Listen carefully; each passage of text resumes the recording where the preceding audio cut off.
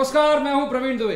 प्रधानमंत्री नरेंद्र मोदी की आज के भोपाल के कार्यक्रम को यदि आपने बहुत गौर से देखा होगा और सुना होगा तो क्या समझ में आया?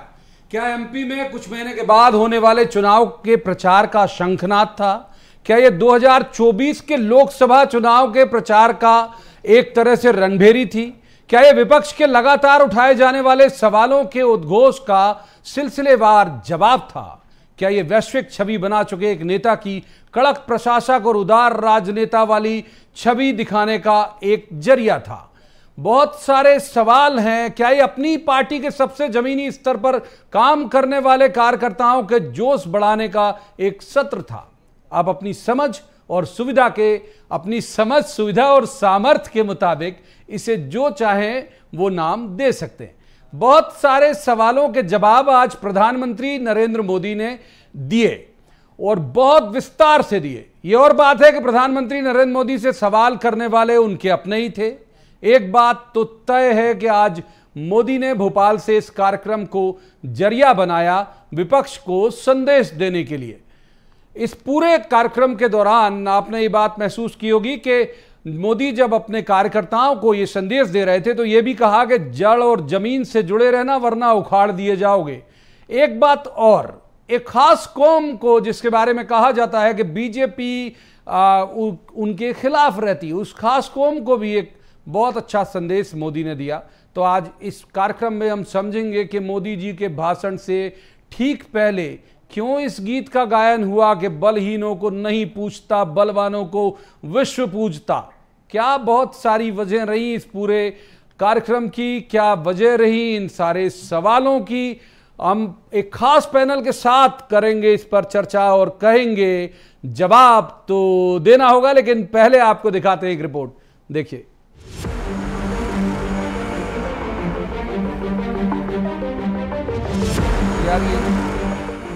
प्रधानमंत्री नरेंद्र मोदी ने जब रिमझिम बारिश के बीच भोपाल में कदम रखा तो फिजा में ठंडक थी, लेकिन सरकारी कार्यक्रम के बाद जब मोदी अपनी पार्टी के लोगों के बीच पहुंचे तो उनके भाषण और सवाल जवाबों से सियासत भोपाल से लेकर दिल्ली तक गर्मा गई। पीएम मोदी ने अपने भाषण को 4 हिस्सों में बांटा। पहले हिस्से में उनके कार्यकर्ता को नसीहत थी, ताकीद थी। दूसरा हिस्सा घोर विरोधी दलों के गठबंधन के लिए था। तीसरा हिस्सा उनकी वैश्विक छवि के अनुरूप था, जिसमें वे सर्वजन हिताय सर्वजन सुखाय नजर आए। और चौथा हिस्सा था 2024 के चुनाव के एजेंडे का उद्घोष। सुनिए क्या कहा। भाजपा की बूथ कमेटी की पहचान सेवा से होनी चाहिए।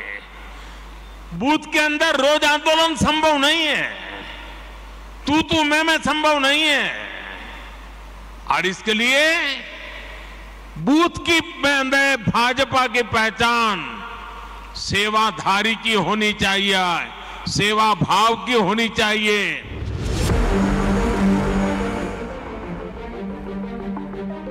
पिछले दिनों पटना में हुई विपक्षी दलों की एका के वक्त मोदी विदेश में थे। उस वक्त भाजपा के कई नेताओं ने तो तल्ख बयान दे दिए थे, लेकिन प्रधानमंत्री का जवाब आना बाकी था। जवाब आया और बेहद तल्खी के साथ आया।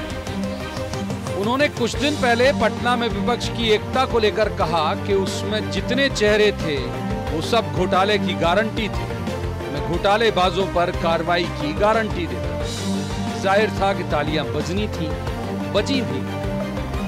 भाजपा पर लगने वाले मुस्लिम विरोधी लेवल को भी मोदी ने उतार फेंकने में कोई कसर नहीं छोड़ी। उन्होंने उदाहरणों के साथ कुछ तथ्य गिनाए और बॉल मुसलमानों के पाले में ही ये कहकर उछाल दी कि वे खुद तय करें कि कौन सा राजनीतिक दल उनको वोट बैंक की तरह इस्तेमाल कर रहा है। ये गारंटी है लाखों करोड़ रुपयों के घोटालों की। कांग्रेस का घोटाला ही अकेले लाखों करोड़ों का है। कोई ऐसा क्षेत्र नहीं है जो कांग्रेस के घोटाले की हाथ का शिकार न हुआ हो। अगर उनकी घोटाले की गारंटी है तो मोदी की भी एक गारंटी है।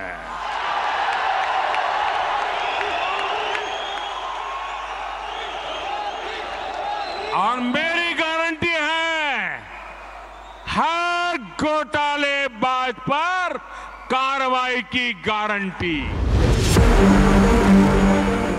मध्य प्रदेश को भाजपा पॉलिटिकल लेबोरेटरी के तौर पर उपयोग करती रही है। शायद यही कारण है कि इस बार भी मेरा बूथ सबसे मजबूत कार्यक्रम में कार्यकर्ताओं को मिशन 2023-24 का मूल मंत्र भी प्रधानमंत्री मोदी ने दे दिया और न केवल विपक्ष के सारे सवालों का एक एक करके जवाब दिया, बल्कि कार्यकर्ता को भी ये बता दिया कि ये वक्त नेता बनने का नहीं है, बल्कि समाज सेवी बनिए, तभी पारी लंबी हो सकती है।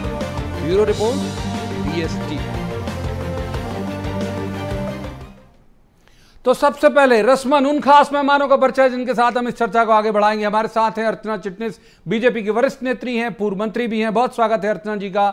दूसरे मेहमान हैं मिथुन हरिवार, ये कांग्रेस के प्रदेश प्रवक्ता हैं। मिथुन जी का भी बहुत स्वागत। और तीसरे मेहमान पत्रकारिता का बड़ा चर्चित चेहरा है, बहुत अच्छे राजनीतिक विश्लेषक हैं, रमेश शर्मा। रमेश जी का भी स्वागत। जाहिर तौर पर शुरुआत करेंगे अर्चना जी से। अर्चना जी, इसमें बहुत सारी चीजें आज मोदी जी के कार्यक्रम के दौरान दिखी। ये समझ नहीं आया कि ये 2023 का कैंपेन था, कि कैंपेन की शुरुआत थी, 2024 के कैंपेन की शुरुआत थी, आप जैसे तमाम कार्यकर्ताओं को नसीहत थी, या फिर विपक्षी दलों को जवाब था। मैं चाहता हूं कि आप ही इस पर प्रकाश डालें कि आज के कार्यक्रम में एड्रेस किसे था सबसे प्रमुखता के साथ।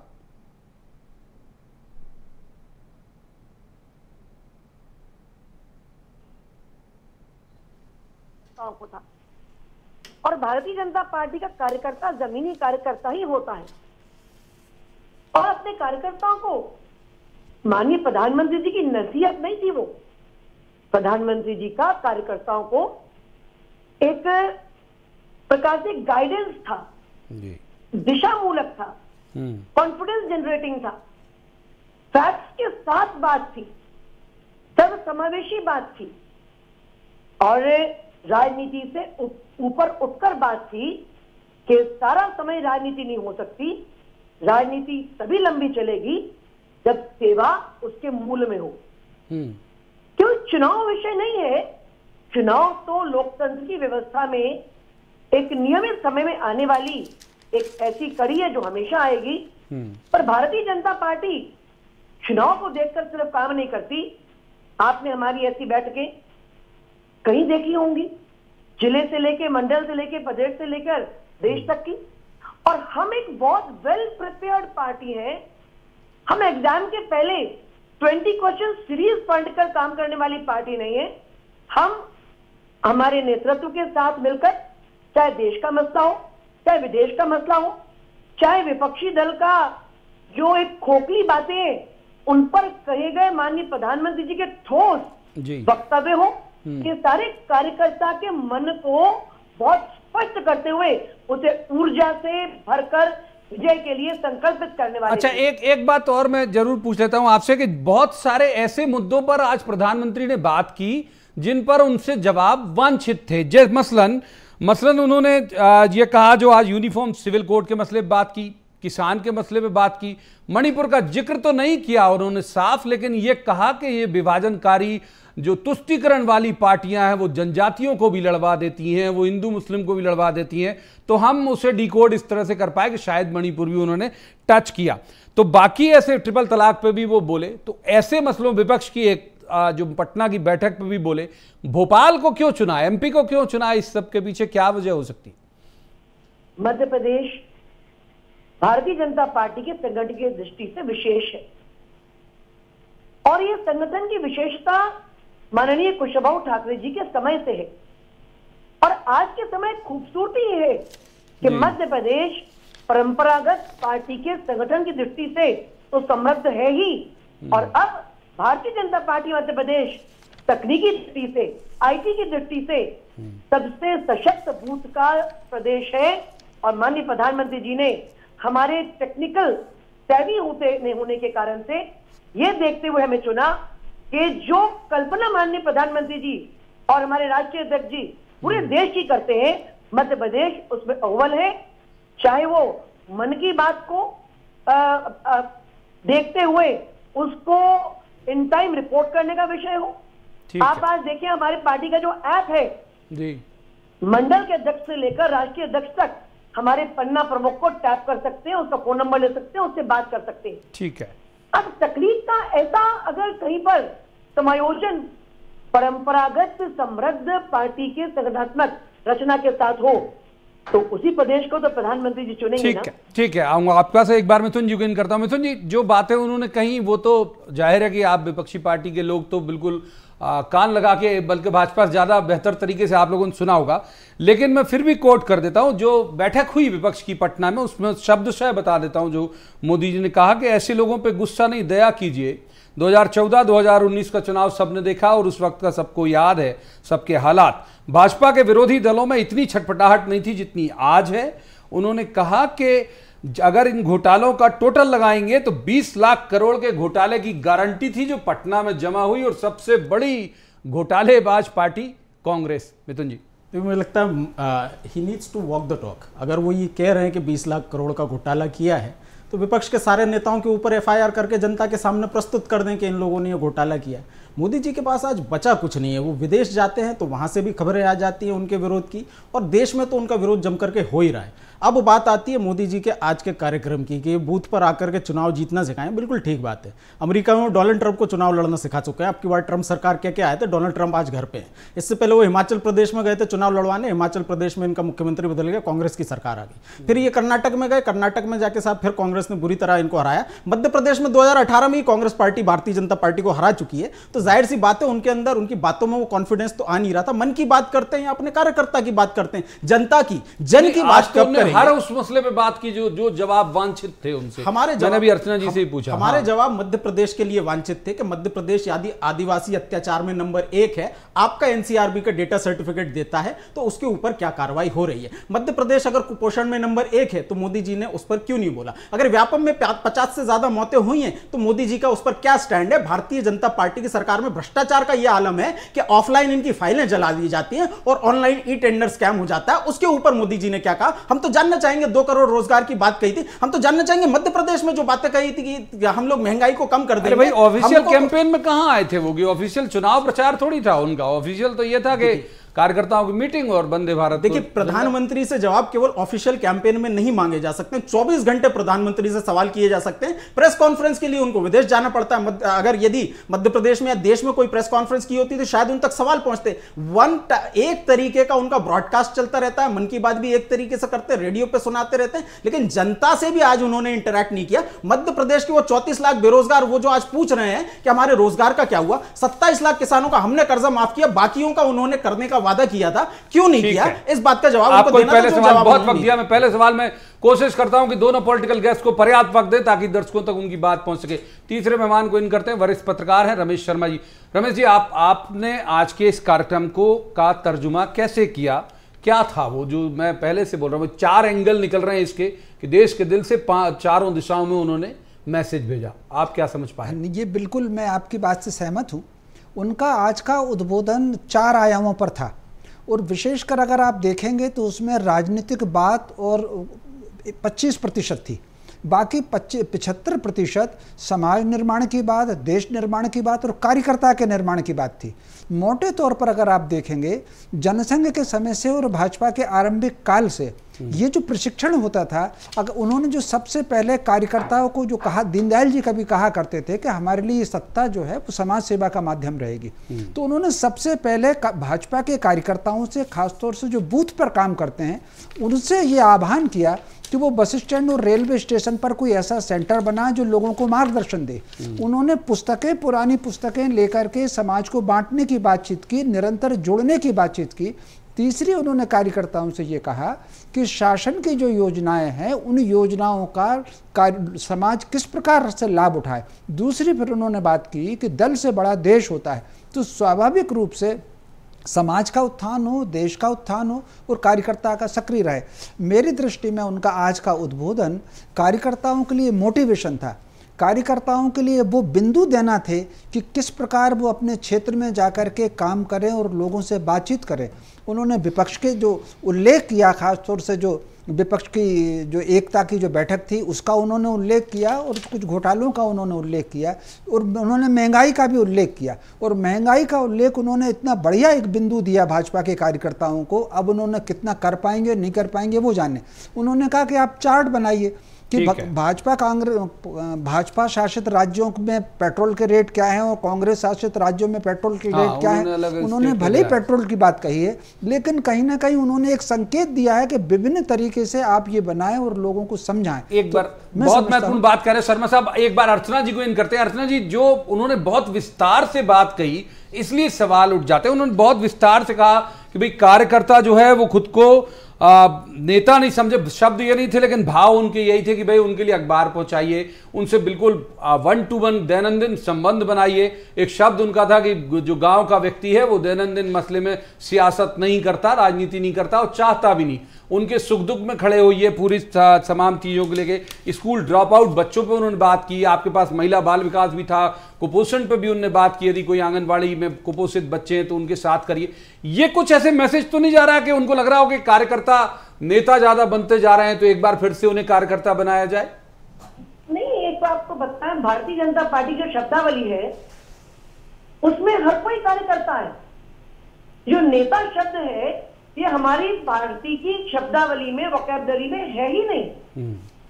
और इसमें उन्होंने वो स्ट्रीमलाइन करा, वो स्पष्ट करा और बहुत बारीक मतों में बात करा।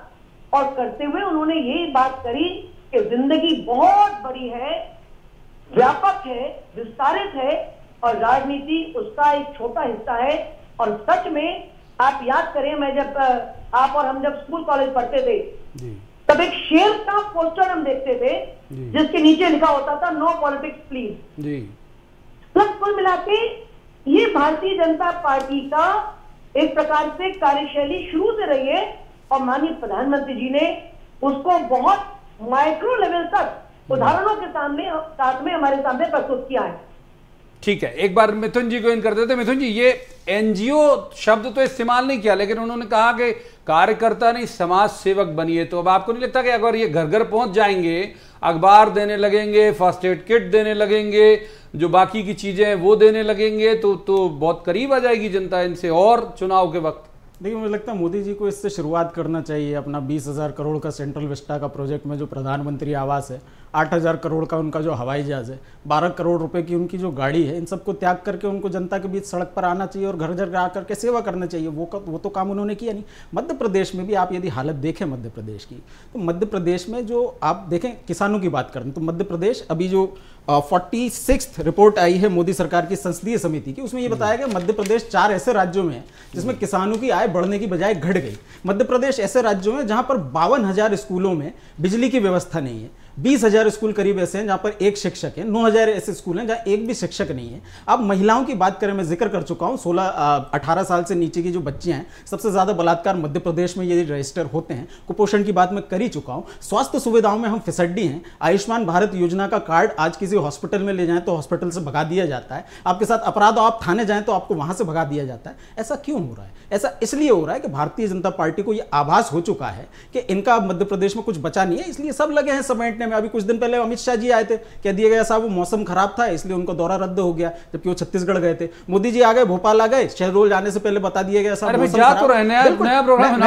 मैं तो वही बोल रहा हूं, भारतीय जनता पार्टी तय समय पर पहुंच नहीं रही है। जब भारतीय जनता पार्टी की क्रिटिसिज्म होती है तब दूसरा दौरा बनाया जाता है। बात यह है कि मध्य प्रदेश का मौसम भारतीय जनता पार्टी के अनुकूल नहीं है। आखिरी चुनाव मध्य प्रदेश में विधानसभा का भारतीय जनता पार्टी 2013 में जीती थी, अगले 20-25 साल जीत पाएगी कि नहीं ये सबके सामने है। अब देखने वाली बात है। साहब रमेश जी को इन कर लेते हैं। रमेश जी, इसी बात पे हम जाते हैं कि क्या जो मैंने अर्चना जी से पूछा आपसे ही पूछूंगा कि जब कोई बड़ा लीडर कह रहा, और अगर आप देखें तो मोदी बहुत विद्वान राजनेता हैं, वो बोलने से पहले कह रहे हैं जब मैं अमेरिका में था, जब मैं विदेश में था, यही उनके शब्द थे, मैंने बहुत माइन्यूटली उनके भाषण को सुना और डिकोड भी करने की कोशिश की। जब मैं विदेश में था तब भी मेरे पास आप लोगों की मेहनत की खबरें, मतलब ये जो बूथ के कार्यकर्ता हैं, आप लोगों की सारी जानकारियां आती रही हैं, आप लोग बहुत अच्छा काम कर रहे हैं। और फिर देन उनने ये 15-16 एक्सरसाइज बताई कि ये भी करिए, ये भी करिए, ये भी करिए। तो क्या उनको ऐसे नहीं लग रहा कि भाई नेता ज़्यादा ना बन पाए, कार्यकर्ता ही रहें? नहीं, निश्चित रूप से ये बात उन्होंने सोच समझ करके ही कही होगी, क्योंकि पिछले कुछ दिनों से ये देखा जा रहा है भारतीय जनता पार्टी में, क्योंकि लंबे समय से वो सरकार में है, तो सरकार में रहने के कारण भाजपा का कार्यकर्ता समाज से थोड़ा सा दूर हो रहा है और कहीं ना कहीं व्यक्तिगत कामों को लेकर के, मंत्रियों को लेकर के एक भाव उसके अंदर तो आ रहा है। तो मैं समझता हूँ इस बात को ध्यान में रख करके ही कार्यकर्ता समाज से जुड़ा रहे। फिर एक और बात होती है, कार्यकर्ता किसी भी पार्टी का जब समाज से थोड़ा सा दूर होकर के सरकार के आसपास रहता है तो उसकी अपेक्षाओं की पूर्ति नहीं होती है और कहीं ना कहीं एक असहजता का वातावरण बनता है। और ये जो असहजता का वातावरण है वो राजनीतिक दलों को नुकसान पहुंचाता है। तो मुझे जो लग रहा है, क्योंकि मोदी जी का एक स्वभाव रहा है, क्योंकि वो फीडबैक बहुत ज्यादा लेते हैं, जिन दिनों भाजपा वो फीडबैक बहुत लेते हैं, जिन दिनों वो राष्ट्रीय मंत्री थे भाजपा के तब भी वो बराबर फीडबैक लेते थे। और एक समय अर्चना जी बताएंगे कि एक समय वो मध्य प्रदेश में भाजपा के प्रचार के प्रभारी भी रहे हैं। तो वो न केवल जो भाजपा समर्थक लोग थे, उसके अलावा वो पत्रकारों के घर भी गए हैं और उनसे वो बराबर फीडबैक लेते थे, उनकी फीडबैक लेने का स्वभाव है। तो उन्होंने कहीं ना कहीं कार्यकर्ताओं का फीडबैक लिया होगा, इसलिए वो असहजता से दूर हो।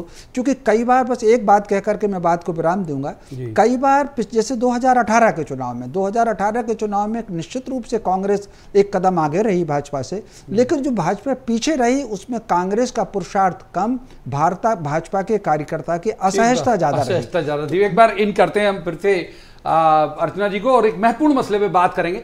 अर्चना जी, ये तो आप मानेंगी कि भाई आपकी पार्टी के भी बहुत सारे लोग, अगर आप कहेंगे तो आपके सुलभ संदर्भ के लिए मैं नाम भी गिना दूंगा, एक खास कौम को लेकर कई बार बहुत आक्रामक हो जाते थे। कोई गाना लगा, कोई गाना खराब लगा तो बोल दिया, फिल्म खराब लगी तो बोल दिया, मतलब अब उस तरह से बोलते थे।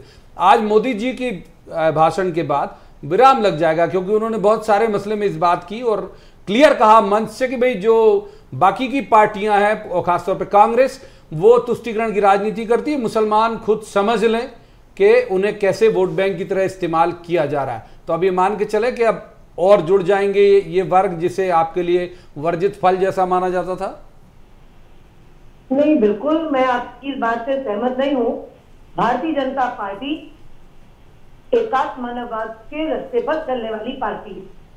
भारतीय जनता पार्टी किसी भी जाति, वर्ग, धर्म के साथ में कोई दुराव रखने वाली पार्टी कतई नहीं है।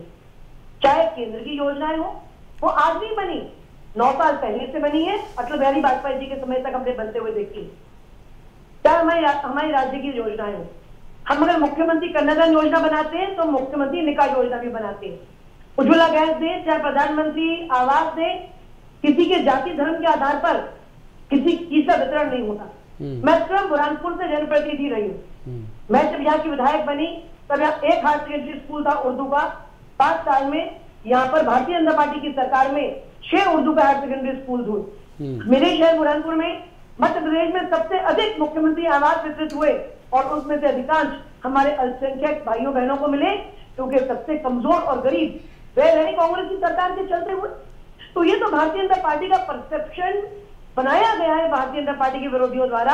भारतीय जनता पार्टी सारे भारत के हर व्यक्ति को, हर वर्ग को जवाब ले लेते हैं, समाज कर चलती है। जी, जवाब ले लेते हैं। तो मिथुन जी, एक वोट बैंक जिसको आप फिक्स मान के चलते थे, उसके लिए एड्रेस किया प्रधानमंत्री ने और कहा कि भाई ये लोग केवल इन्हें तुष्टीकरण के लिए रखते हैं, अगर उनके हितैषी होते तो उस वोट बैंक, खासतौर पर मुस्लिम उन्होंने शब्द इस्तेमाल किया, उनकी बहुत आर्थिक तौर पर संपन्नता हो गई होती। देखिए, भारतीय जनता पार्टी क्या है और कैसी है मुझे लगता है सब लोग जानते हैं। अर्चना जी की एक बात से मुझे हैरत हुई कि भारतीय जनता पार्टी के विरोधियों ने भारतीय जनता पार्टी की मुस्लिम छवि बना दी। मुझे नहीं पता था अनुराग ठाकुर जो है, जिन्होंने कहा गोली मारो डैश को, वो भारतीय जनता पार्टी के विरोधी हैं। मुझे नहीं पता था रामजादे और डैश ज़ादे बोलने वाली भारतीय जनता पार्टी की सांसद जो है वो भारतीय जनता पार्टी के विरोधी है। रोज़ाना ऐसे कानून, सीएए, ट्रिपल तलाक, हलाला, यूनिफॉर्म सिविल कोड, जिससे भारतीय जनता पार्टी ये कहती हुई दिखे भागो, निकलो, कागज़ ढूंढो, इस तरीके के कानून यदि भारतीय जनता पार्टी मुस्लिम समाज के लगातार विरोध में लाती रही तो मुस्लिम समाज को इतना बचकाना सा तर्क देना, बहुत समझदार समाज है, नहीं एक्सेप्ट करने वाला।